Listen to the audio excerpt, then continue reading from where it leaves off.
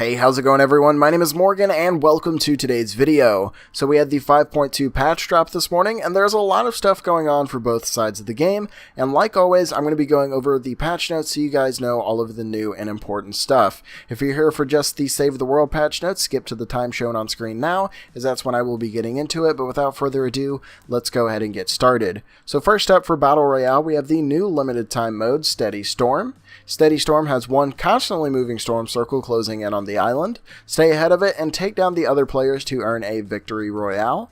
The mode details are as follows: one storm that closes in over the course of 15 minutes. There are no safe zone circles. Keep an eye on the map to predict where the storm will close in. The storm does 10 damage per second. Then profile stats, kill to death ratio, and wins and challenges are tracked in this mode.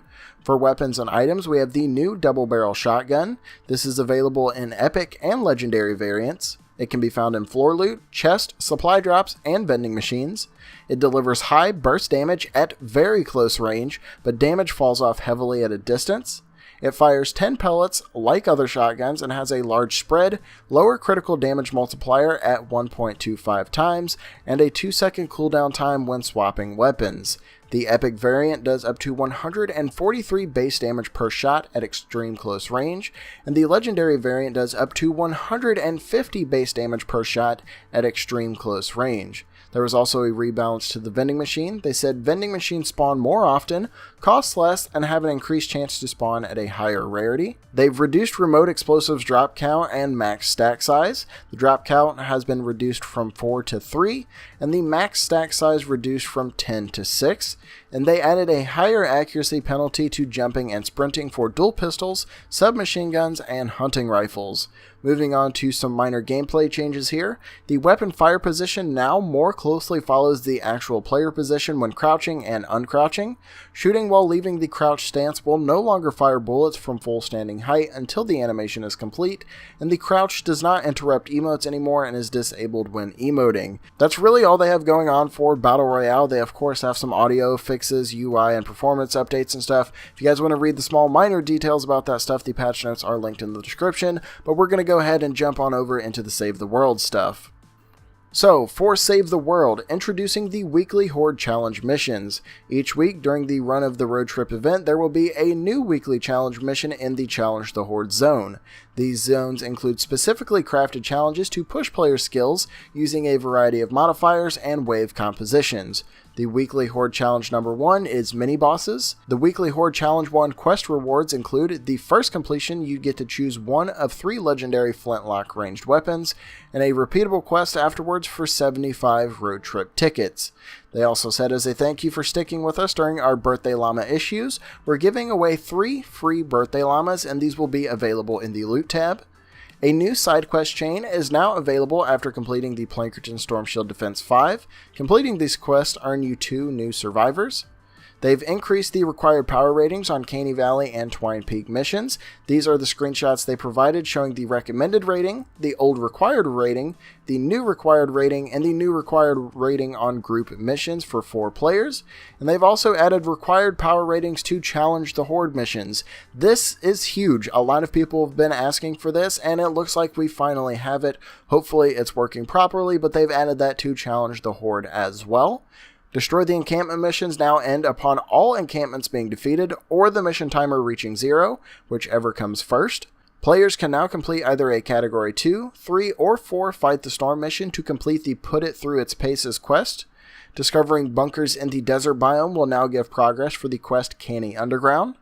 Mission control has been added to the Fight the Storm, Deliver the Bomb, Repair the Shelter, Evacuate the Shelter, and Launch the Rocket missions. Now, all difficulty increases and mission starts will require votes. Voting to start the mission is only required until mission ready timer ends, which is currently set at 10 minutes. For bug fixes, they fixed an issue where rejoin was unavailable after crashing out of a session. They fixed an issue where Seabot could not properly activate in the Repair the Shelter missions. The Twine Peak Storm Shield missions will now spawn Outlander fragments during the defense, and they fixed an issue where some players were unable to complete Founder's Quest. For heroes, we have the new Mythic Ragnarok Outlander coming to the event store. He will be available August 8th at 8 o'clock p.m. Eastern Time. It features a new subclass called the Dark Viking.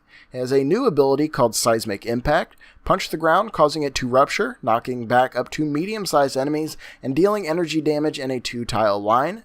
This hero has new perks called Fault Line. Seismic Impact's cooldown is lowered by 6 seconds. Sustained Impact, Seismic Impact stamina cost is lowered by 15. And Return to Sender, Seismic Impact returns to its original impact location.